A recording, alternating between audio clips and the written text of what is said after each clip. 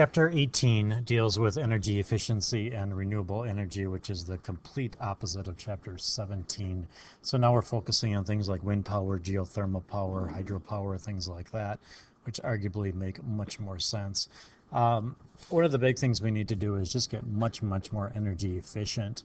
This is a picture of a house that's out in Arizona, I believe. The heating bill for the energy efficient passive solar radiation office actually it's Colorado, is $50 a year. They use what's called passive solar radiation. Passive, thinking about somebody that's passive as a very laid back person.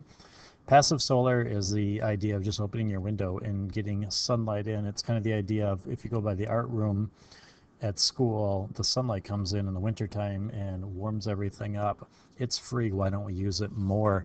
They also, on this house, you can see use solar panels up here to capture those. That's active solar power to capture the sun's rays. Why don't we use more and more of that? We'll talk about that throughout this chapter. A couple of things that I want you to kind of think about is how do you waste energy? How do you save energy? A couple of waste things that you probably do is keep your lights on at home. Maybe you plug your cell phone in all night to charge, even though it charges after about a half hour, so you really don't need to have that electricity circulating through there. So why do we really care? Well, the reality is we don't have fossil fuels forever, so we need to start conserving what we have and getting much more efficient. In the United States, we have become much more efficient over the years, particularly through more efficient appliances, new windows in our houses, things like that really don't waste as much. New standards on cars. We need to reduce our oil imports. Of course, now we're getting a lot of our oil from Canada and tar sands. Low cost reduces pollution. This is just a little comparison over time of oil usage. You can see the energy use per dollar of GDP is actually going down. The energy use per capita is actually going up. So we're using more and more oil resources, particularly because we're driving our cars lots and we're driving big vehicles such as SUVs. Just a little comparison of waste. An incandescent light bulb is only 5% efficient. If you've ever touched one of these accidentally, they're incredibly hot. What happens is a light bulb like this uses resistance in order to create the electricity. It also creates a lot of waste heat.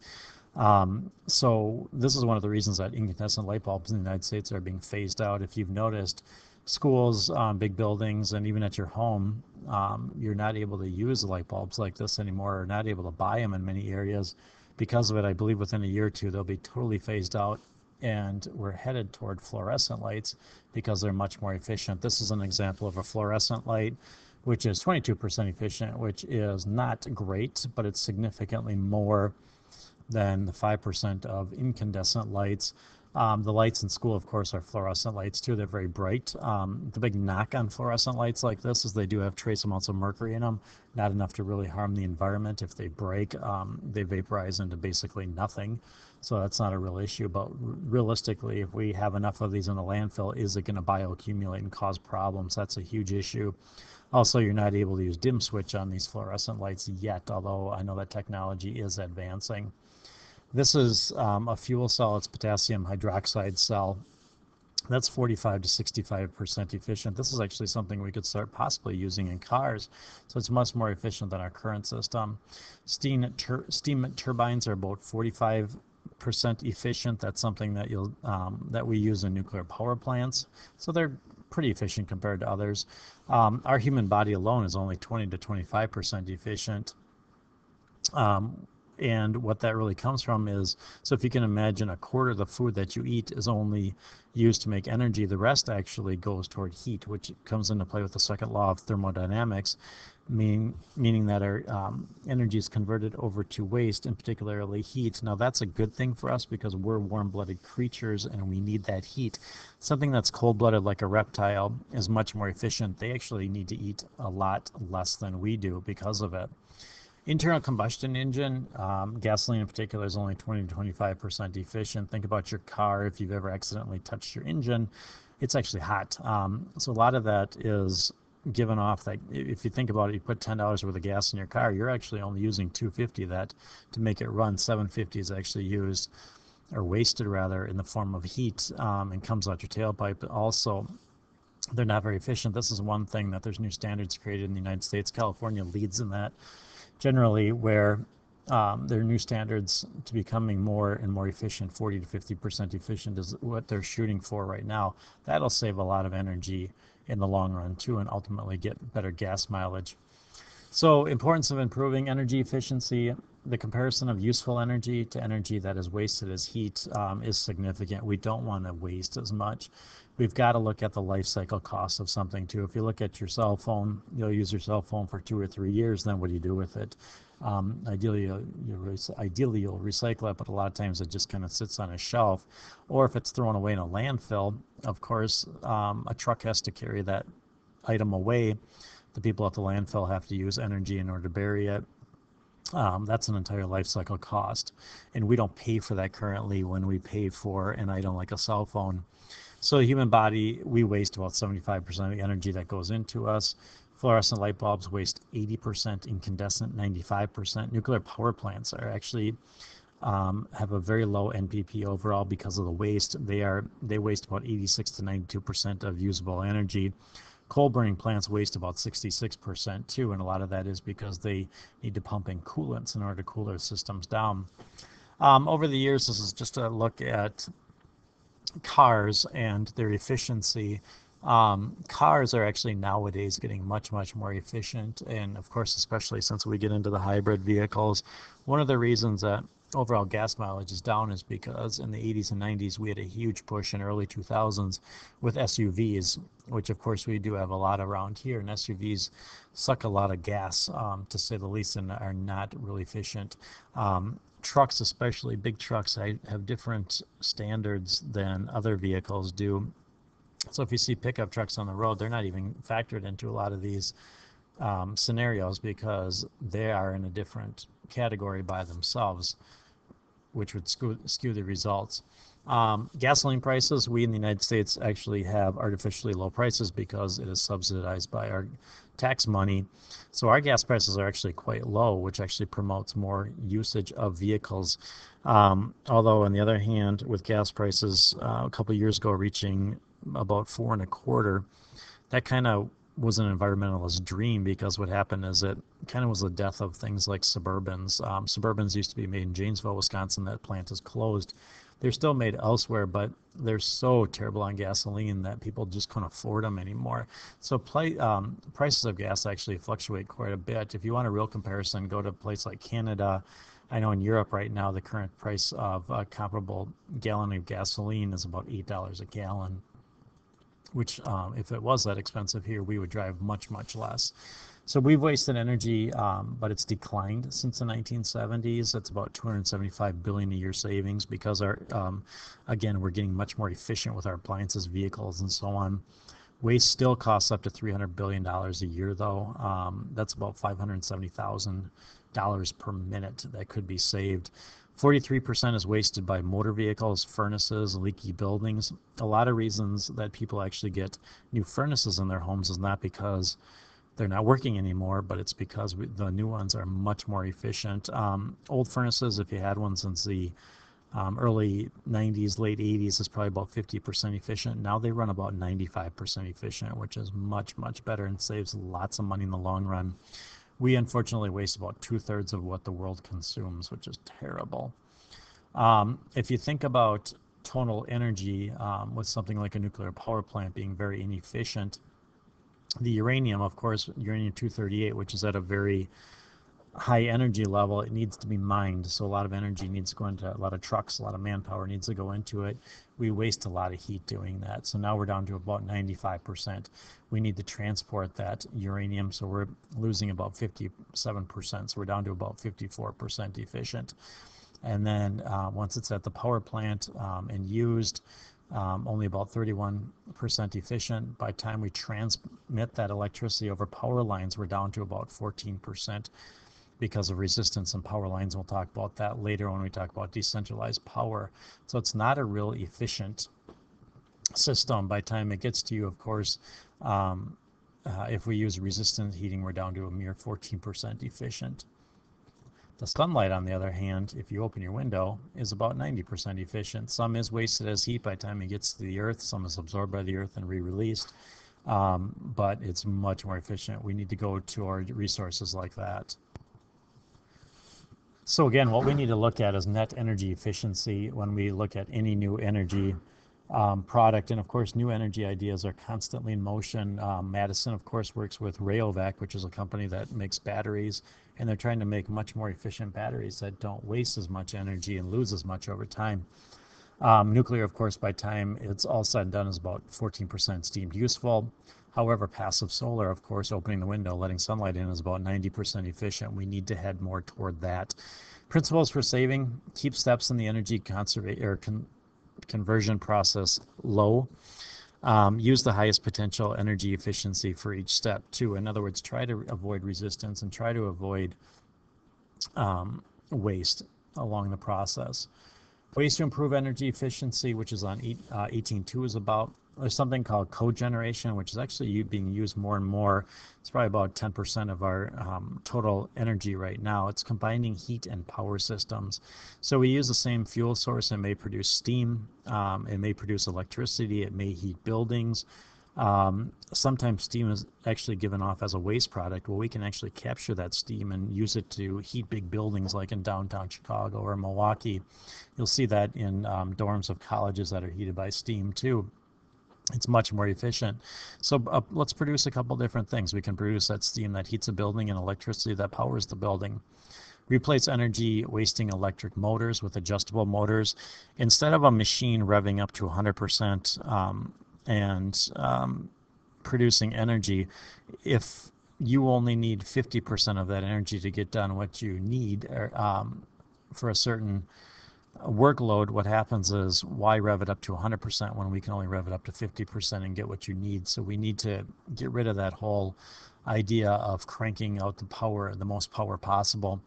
Low to high efficiency fluorescent light bulbs, of course, that's becoming more and more common. You can't even buy a lot of incandescent bulbs nowadays. Efficiency in transportation: from 1973 to 85, fuel efficiency got much better. That's all government mandated, by the way. Between 85 and 2004, the efficiency of new cars did slow down, of course, as I said, because of the SUVs being introduced. Are SUVs worth it? A lot of us determine that they're kind of safer, but the problem is they're also more prone to rollovers too. If you have larger families, of course, you need larger vehicles. That comes with it. We have much more fuel-efficient cars. They're available, but of course the gas price in the United States is artificially low, so we keep buying larger vehicles. 2/3 of us do prefer larger vehicles. Since 1985, we've had no new standards, unfortunately. Automakers and oil companies kind of are in the way. They have huge lobbying power, so they want us to use it. It's kind of like the idea in Los Angeles, how we had an underground subway system, and that was dismantled by the oil and tire industry. If every car got 40 miles per hour, which I believe is the new standard by 2020, gas consumption will be cut in half. It'll save 3 times the U.S. oil imports. Limiting oil imports eventually would be ideal. The problem is, even though new cars will have to reach that 40 miles per gallon standard, there's still a lot of old cars out there. This is one type of new saving grace, and it's the hybrid vehicle. A hybrid vehicle looks just like a normal vehicle. It's got a combustion engine in the front. It tends to have a smaller one. It's got a fuel tank just like normal. It's got an electric motor that comes with it that will turn the wheels and actually regenerates electricity as it does that. What's really unique is generally in the back of the trunk, they'll have a battery bank and that's kind of the expensive part of these cars too. That's keeping them too high for a lot of people to buy them. They'll have a regulator which controls the flow of power between electricity motor and battery pack, and of course a normal transmission just like a normal car would have. The battery and small internal combustion engine recharge. As the car is moving, it actually recharges the battery pack. What generally happens with hybrid vehicles, if you need to kind of get a lot of energy real quick, like you're jumping onto a freeway system, the gas engine will take over. Or when you start, for example, after a stop sign, and then the electricity actually kicks in afterwards. You can't even tell when it happens. It's just a normal process, and they're much, much more efficient on gas. We're talking 50, 60 miles per gallon on gas nowadays. Toyota really led this charge back in 1997. Honda, Nissan have really caught on since, and I know Ford, as of late, has actually bought into Toyota's process, so they're making more hybrid vehicles. When hybrid vehicles first came out, they were ungodly expensive. Now they've come down in price. You also had to be on a waiting list to get them, but they're well worth it in the long run. Um, just another example, this is actually hydrogen gas. So if we could actually use hydrogen, that's where the new technology is headed. A lot of European nations are actually really experimenting with this a lot and have hydrogen fuel cell cars. I know in California we're experimenting with these too in the United States. What happens is this cell literally splits H2 or hydrogen into protons and electrons. Protons flow through a catalyst membrane, they react with oxygen and produce electrical energy. The only thing it emits, which is very favorable, is water vapor out the back of the vehicle as compared to the toxins that comes out of our vehicles. It's normal. Normal vehicle, it doesn't have, it looks normal. However, it's got a fuel stack cell. This is where the hydrogen would be created in here. It's got a fuel tank. The fuel tank is the big issue right now because hydrogen is actually very, very volatile. If you can imagine putting gas or water into your car and that's it, into the gas tank and then it splits it, very, very easy to do. The problem is storing the hydrogen. What happens if you get in a car accident that could blow up? It's got a turbo compressor which sends pressurized air to a fuel cell. It's got a traction inverter, so the inside looks quite a bit different than the traditional combustion engine. So the fuel cell would burn hydrogen fuel. It combines with oxygen to produce electrical energy. Of course, hydrogen is incredibly explosive, so it will really make the car go fast. That's actually a picture of a prototype Chevy has on the market right now. It uses electrolysis or thermolysis, which is electricity that splits that water vapor. 2 times more efficient than internal combustion engine. No moving parts, little maintenance, very little pollution. It's actually water vapor that comes out the back. It should be on the market by 2020, if not quicker. And it can actually get 100 miles per gallon, and that's per gallon of hydrogen gas. The problem is we also, if we don't have the car directly split the hydrogen, we need to have hydrogen gas stations, and they should start popping up in the next few years as we get these cars. This is actually an example of something called a high-wire car, which is even more advanced. A high-wire car is something that's being experimented with by General Motors. You can see the frame there. It's controlled by an incredibly sophisticated electronic system. It handles like a high-speed sports car. Absolutely no engine noise. It emits warm water vapor and heat. No smelly exhaust, no smog, no greenhouse gases by this, and it gets, again, 100 miles per hour, refueled by hydrogen gas. So it's basically a hydrogen fuel cell car, but much more advanced because of its electrical system. Looking at green architecture, which is a huge new push if you're going to go into architecture someday, this is something you'll need to study.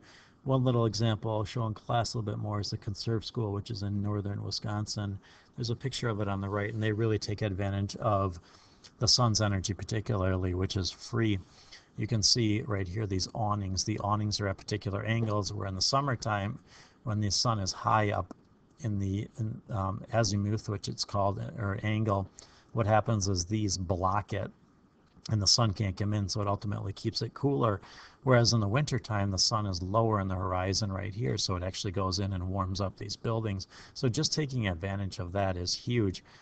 You can see that right here too, where we have awnings out, and this is in a probably southwestern climate, and it blocks the sun from coming in the summer, and it wants the sun to come in the wintertime.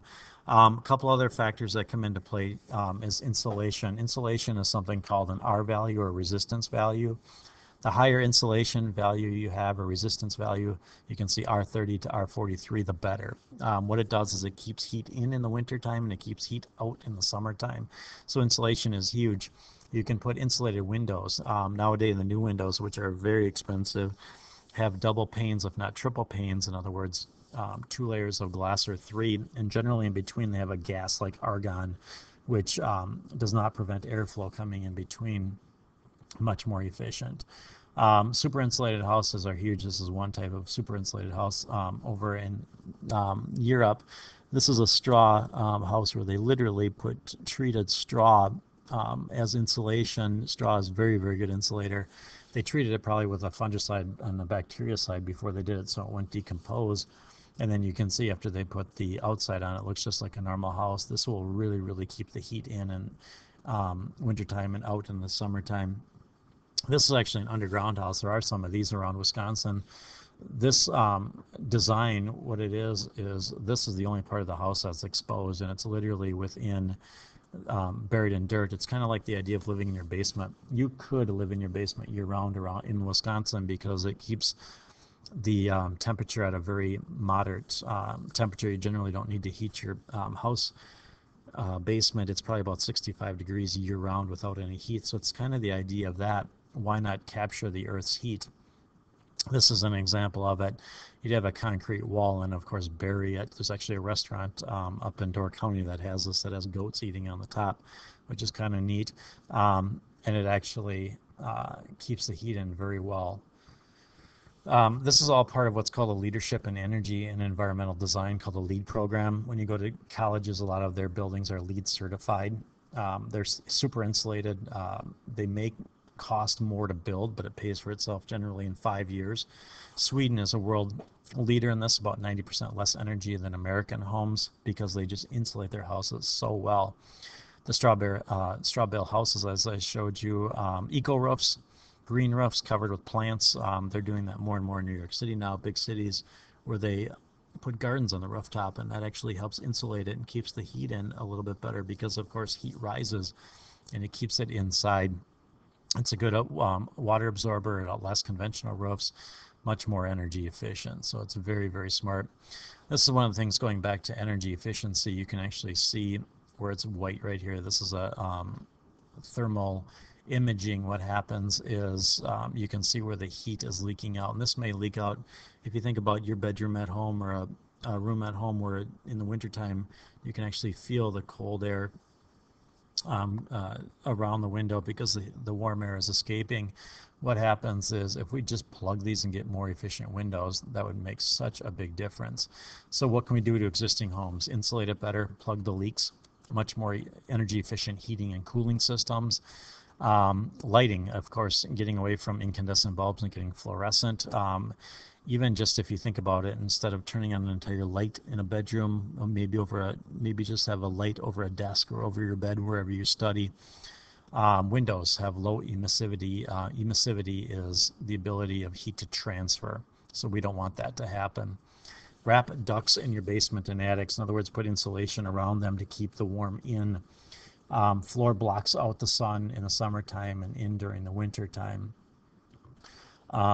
What that is the idea of maybe a big building or an apartment building where there's a patio for the apartment above you, for example, and there's an overhang from that patio that again blocks the sun from coming in the summertime but keeps it in the wintertime. Heat water more efficiently. Tankless system. One of the best things I did in my house is I've got a tankless system right now at home. Your water heater is creating warm water even though you're not there, so it's wasting a lot of electricity. Why not just do an on-demand system? It's what hotels use too, so as you need hot water, it instantly heats it up. And also, like one I have at home too, is you can take endless hot showers with it too. Use energy efficiency appliances, of course. Cut off electrical devices when not using. Strict standards for new building. We're getting that in the United States. Use LED lighting. Of course, a lot of holiday lights are now LEDs, and of course they're cool to the touch because they don't waste as much as like an incandescent bulb would, and they last 80 times longer than incandescent.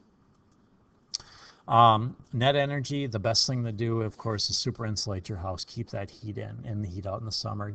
Geothermal heat pumps, we'll talk about geothermal a little bit. Passive solar, excellent ways to heat your home. The worst ideas to do would be electric resistance heating, electricity from a nuclear plant in particular, which is not very efficient of a system. Electric resistance heating would be like having a little floor heater that has coils in it, and use that to heat your home. That's very, very inefficient.